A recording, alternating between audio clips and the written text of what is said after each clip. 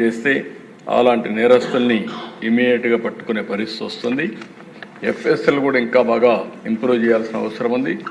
కడాన దేశ ఒక్కొక్కసారి ప్రభుత్వాలు ఏ విధంగా పనిచేస్తాయంటే, నేను ఎప్పటి నుంచో కూడా సమైక్య ఆంధ్రప్రదేశ్లో మీరు చూస్తే ప్రతి ఒక్క రెవెన్యూ డివిజన్కి పోలీస్ డాగ్స్ పెట్టి స్క్వాడ్స్ పెట్టి, ఎందుకంటే ఇప్పటికి కూడా టెక్నాలజీ మనం అందరం ముందుకు పోతున్నాం, కానీ ఈ పోలీస్ డాగ్స్ ఏవైతే ఉన్నాయో అవి డిటెక్ట్ చేసినంత ప్రిసిషన్ టెక్నాలజీ కూడా ఒకసారి చేయలేకపోతా ఉంది. అంత పర్ఫెక్షన్ ఉంటుంది. అలాంటివి ఇది పోయినాయి.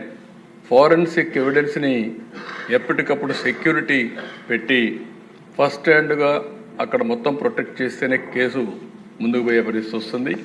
అలాంటి లేని పరిస్థితి వచ్చింది. అందుకని అధ్యక్ష, ఇప్పుడే కొంతమంది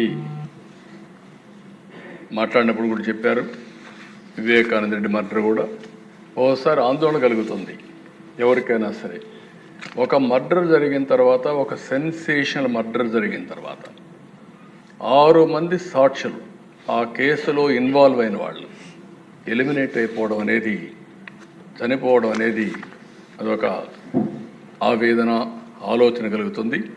ఎప్పుడైనా పోలీస్ డిపార్ట్మెంట్ గుర్తుపెట్టుకోవాల్సింది, ఒక సెన్సేషనల్ కేసు వచ్చినప్పుడు దాని తర్వాత పరిణామాలన్నిటి కూడా క్షుణ్ణంగా ఎగ్జామిన్ చేసి ఎప్పటికప్పుడు యాక్షన్ తీసుకోవాల్సిన అవసరం ఉంది.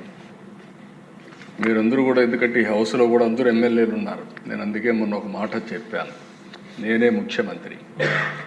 నేను ముఖ్యమంత్రిగా ఉండి 2019లో వివేకానంద రెడ్డి మర్డర్ జరిగింది. తెల్లవారితో వాట్సాప్ మెసేజ్ వచ్చింది. మెసేజ్ ఏమని, వివేకానంద రెడ్డి గుండెపోటుతో చనిపోయాడు. ఎలక్షన్ సీజన్, నేను కూడా గుండెపోటు అనుకున్నాను. జనరల్గా నాకు ఎప్పుడు ఏ ఆలోచన వచ్చినా, ఏ మెసేజ్ వచ్చినా మళ్ళీ నేను స్టడీ చేస్తూ ఉంటాను. అలాంటిది నేను కూడా ఎలక్షన్లో ఉండి క్యారీ అయ్యాను. నాకు ఒక సీఎంఓ ఉంది, ఒక ఇంటెలిజెన్స్ ఉంది, ఒక డీజీపీ ఉన్నాడు, మా చంద్రరాజ మంత్రి అప్పుడు అందరం ఉన్నాం. అందరం ఉండి అర్థం కాలేదు, నిజం అనుకున్నాం, నమ్మాం. అంటే నేరస్తులు ఏ విధంగా ట్రాప్లో పెడతారనేదానికి ఇది ఒక ఉదాహరణ అధ్యక్ష. అంతవరకే చెప్తున్నాను నేను ఈరోజు. అది అయిన తర్వాత మధ్యాహ్నాలకి బిల్డప్ అయింది. సునీత గారు అడిగారు దీన్ని పోస్ట్ మార్టం చేయాలని. సునీత గారు కానీ పోస్ట్ మార్టం అడగకుండా ఉండుంటే క్రిమేషన్ అయిపోయేది.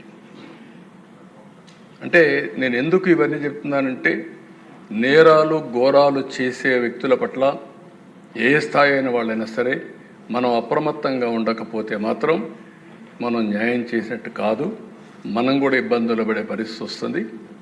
ఆ తర్వాత సాయంత్రానికి అధ్యక్ష, ఎప్పుడైతే పోస్ట్ మార్టం చేశారో, ఏ టీవీలో అయితే గుండెపోటని చెప్పారో వాళ్లే సాయంత్రానికి మాట మార్చేసి, ఇంతవరకు మా తండ్రి చనిపోయాడు, ఇప్పుడు తండ్రి లేని బిడ్డే కాకుండా చిన్నాన్న ఉంటే ఆ పెద్ద దిక్కు కూడా లేకుండా పోయిందని చెప్తే ప్రజలు నమ్మించే పరిస్థితికి వచ్చారు.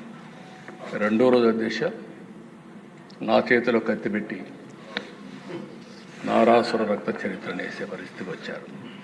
బాధ కదా దేశ, ఆవేదన కలగదా? ఏంటి ఇలాంటి అరాచకాలు చేసి కూడా రాజకీయాలు చేయగలుగుతావనే ధీమా నా జీవితంలో ఒకటే చెప్తాను దశ, ఎప్పుడు హత్యా రాజకీయాలు మరక అంటకుండా 45 సంవత్సరాలు రాజకీయాలు చేశాను. ఎవరైనా హత్యా రాజకీయాలు చేసిన ప్రజాక్షేత్రంలో పోరాడి అలాంటి వ్యక్తుల్ని శాశ్వతంగా రాజకీయాలు లేకుండా చేశాను తప్ప, శిక్షలు బయటకు చేశాను తప్ప, నేను ఎలాంటి పరిస్థితుల్లో కూడా అలాంటి